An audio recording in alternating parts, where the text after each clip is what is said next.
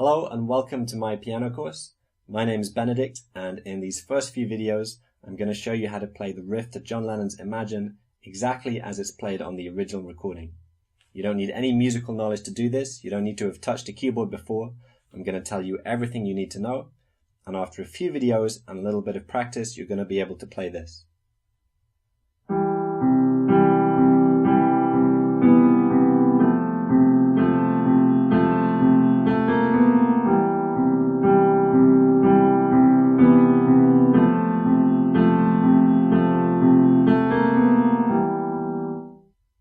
Now in this first video we're just going to start with the first pair of notes in the right hand. So take your right hand, hopefully you know which one that is, and just move it just to the left of the center of the keyboard. So it doesn't matter what size keyboard you have. You could have a small one like this, or you could have a full-size piano. Either way, take your right hand and move it just to the left of the center of the keyboard.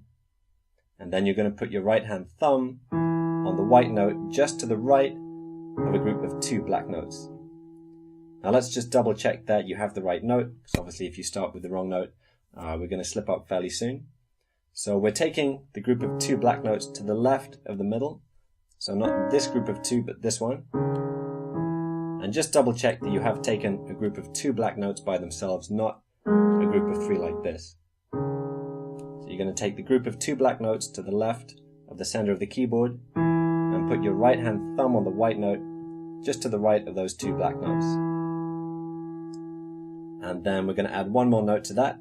Take your index finger and place that on the white note, two to the right of the other one. So not the very next one to the right, but the one after that. So you should have one white note between those two that isn't getting played. So that's with your thumb and index finger. And one last thing, your thumb is going to be the edge of the key like this, if you look where my hand is on the piano. But because your index finger is a lot longer than your thumb, you're going to be hitting this key further down the key, so further forward. If you hit this note right at the edge, it's very awkward. Your hand's going to, fall off the edge of the piano. You'll probably have to rotate your hand around. Whereas if you hit it kind of at the level of the black notes, it's going to make these two notes much easier to play. So there are your first two notes.